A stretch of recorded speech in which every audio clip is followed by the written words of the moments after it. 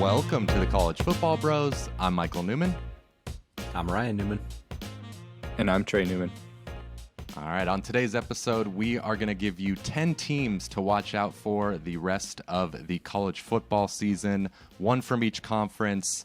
Maybe you need to watch out for them as a contender in their conference, maybe a playoff contender, something maybe that we wouldn't have thought before the year. Ryan, why don't you get us started out with the ACC? Yeah, one team we really didn't think much of heading into the year was Syracuse, but we do think a little bit more of them now. They're sitting at 4-0. They've beat some decent teams. They beat Louisville, really dominated them. They beat Purdue as a quality Big Ten team, and they beat Virginia, who doesn't look all that great, but hey, still another win. So they've got a strong resume at 4-0. Then this coming weekend they have Wagner actually, so looks like a 5-0 start for them. So they're a player in the ACC Atlantic, and the week after NC State comes to town, so that'll set up a huge kind of really a true test for Syracuse, just because NC State's was looked at heading into the year as one of the favorites in the Atlantic, and if Syracuse can upset them, hey, they're right there with watch out, exactly, watch out. All right, moving over to the Big 12. So Kansas, of course, is the story so far, but you know they have to face the meat of the Big 12 in the coming weeks. So we're going to kind of wait and see on them. Still an uphill climb to get up there, but I have to say their sunflower rival, Kansas State. I know Kansas State lost to Tulane, but they more than made up for that, winning in Norman against Oklahoma this past weekend. Adrian Martinez played like one of the best players in the country on Saturday. The defense, even in the loss, it's very stout. Now they've knocked off the top dog Sooners in the conference, so they've set themselves up pretty well. So, you know, even if they don't win the conference title, they've proved that they can have an impact on the league because they can beat anyone.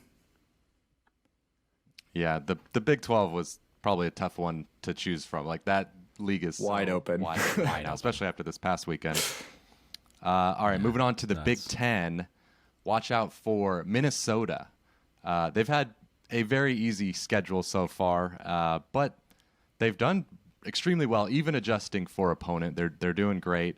And I know, you know, Michigan State has not been very good. That's like kind of their marquee win right now. But the way they dominated Michigan State, just absolutely obliterated them, was, I think, still impressive, even though Michigan State, of course, is shorthanded. But Ibrahim, one of the best backs in the country. Tanner Morgan seems hopefully kind of back to himself with, of course, the old offensive coordinator, Kirk Shiraka, back.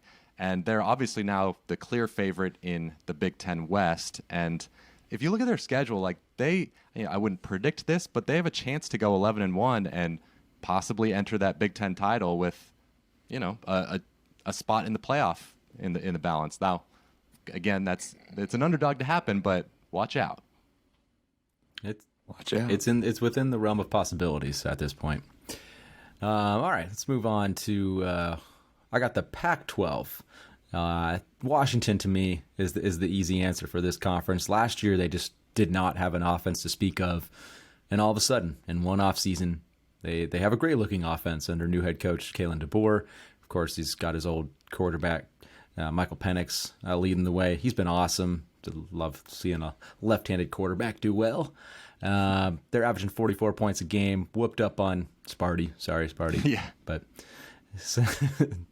and they beat Stanford pretty good. So they're looking good. They're 4-0, and they got another test this week, this time on the road. So we'll see how they handle that. Although it's UCLA, so it's more like neutral because nobody goes to UCLA games. So, but it's on grass though too. That's different.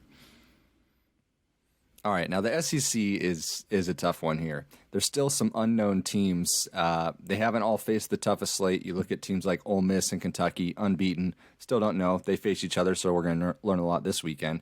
LSU, better than I personally thought, but maybe not necessarily a title threat. Tennessee is a team that could make a run, but they have a difficult slate coming up. Impressive against Pitt in Florida, though, and Hendon Hooker is incredible. But this is kind of surprising. But I'm going to say Georgia. And it's not a surprise that they're unbeaten. but they have just looked incredible doing so, and much better than I thought. Like, so far, it's like the defense hasn't missed a beat, despite losing everyone to the draft. They absolutely suffocated Oregon 49-3, who we've now seen the Ducks do pretty well. They beat BYU, just beat one at Washington State. The dog offense is much better than I thought. Stetson Bennett has played at like a near Heisman level, which not many saw coming. They beat upstart South Carolina 48-7 on the road. Like, the Dogs are scary when I didn't think they'd necessarily be super scary this year. Kent State is their kryptonite, though. Come on. Yeah, that's true. Yeah. No, that's true, because I think we all thought Alabama and Ohio State were a step ahead at least of Georgia before the season, but doesn't look like that so far. Kirby's proven to reload. Yeah, apparently. All right, moving on to G5 conferences here, and I'll start us out with the AAC. Watch out for Tulane, the Green Wave. They entered the season 81st in SP+. They're now up to 50th. They have a win at Kansas State, who, of course, beat Oklahoma, so that looks even more impressive. The defense is playing great.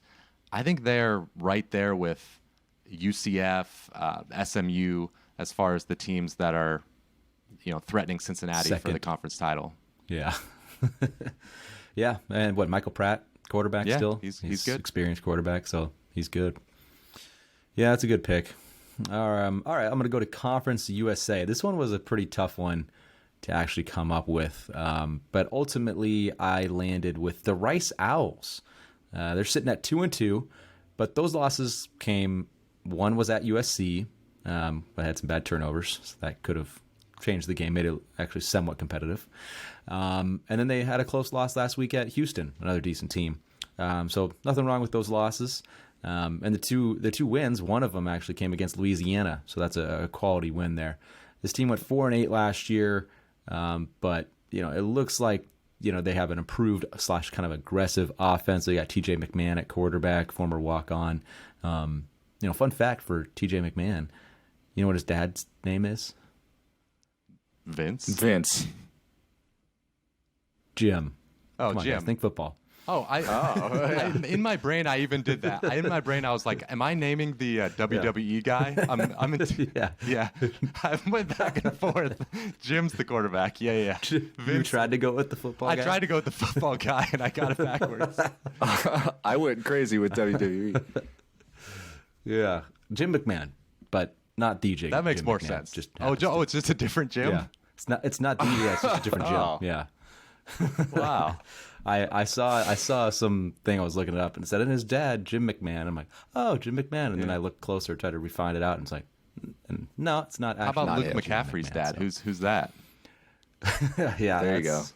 That's Ed. Is Ed. Okay. Yeah. Okay. Who's finally accepted his wide receiver doing position. Well. He's doing great. Yeah. I think he got a shot at the NFL if he keeps it up. So anyways, I think this team actually, Rice sitting at 2-2, has a shot to make a bowl game, which I don't think many people would have expected. Yep.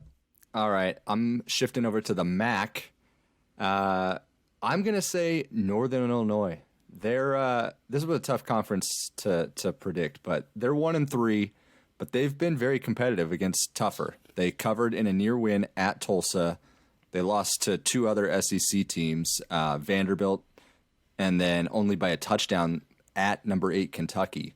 And that was even without Rocky Lombardi at quarterback. So now they get into conference play. They could maybe potentially defend their surprise title run last year.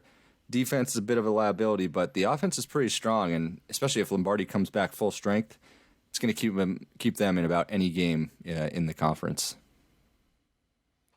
MAC Ryan and I were just talking about before this episode. The MAC is so wide open. Every team is either 2-2 or 1-3 right now. So no team has a winning record. I know they have some tough non-conference games, but still. Yeah, but that's crazy. That is pretty crazy. And not even an offer. That's what's to me is even crazier. That's it. All right, moving on to the Mountain West. This one I think was an easy choice. Watch out for UNLV. They're playing as well as anybody in the conference right now. Their quarterback, Doug Brumfield, is having a great year. His top target, Ricky White, a transfer from Michigan State, has really helped improve the offense. They had just kind of promoted from within a new offensive coordinator, Nick Holtz, I believe his name is, who's clearly doing a great job. So they've gone from 100-1 to win the conference before the year. They're now 8-1. How about it? Man, they've been so bad for so long. Yeah. Kind of cool to see them be decent. Yeah, for sure. All right, guys, let's move on to the last conference that we'll talk about. It's the Sun Belt. And I'm going to say watch out for the newest member, James Madison. They've played exactly one Sun Belt game so far, and they've already taken down the top dog in the conference, Appalachian State. They've kind of been running that conference for a little while. So James Madison, they're sitting at 3-0. Huge favorites this week against Texas State. So strong chance to get to 4-0. And they're doing it as a brand new FBS member. Just this year is their first one. So I wish this team was allowed to make the conference title game, but unfortunately, as a new member, you're not allowed to, at least for this year. I'm not sure about the following year. And I think just because they're coming up undefeated from FCS, like the other FBS teams that transferred over. Yeah, good distinction there. Yeah, so, I mean, I think that's unfair. I'm not sure why. Why they're in the conference. Why not let them play for it? They could go 8-0 or in that conference and not go for it. That seems kind of stupid to me. But anyways, if they were allowed to be a conference title threat, then they might be the favorite at this point because it's, they beat the top dog Appalachian State. Coastal Carolina comes to James Madison, so it's too bad for the James Madison. I wish they were allowed to. All right. Well, there you have it. There are our 10 teams to watch out for. Let us know in the comments below any other teams that we left off. Be sure to subscribe if you like college football. We've got episodes every week. We're often previewing the biggest games of the upcoming weekend. So thanks for watching. See you next time. You've been watching the College Football Bros. Be sure to subscribe here on YouTube and in your podcast app for college football content all year round.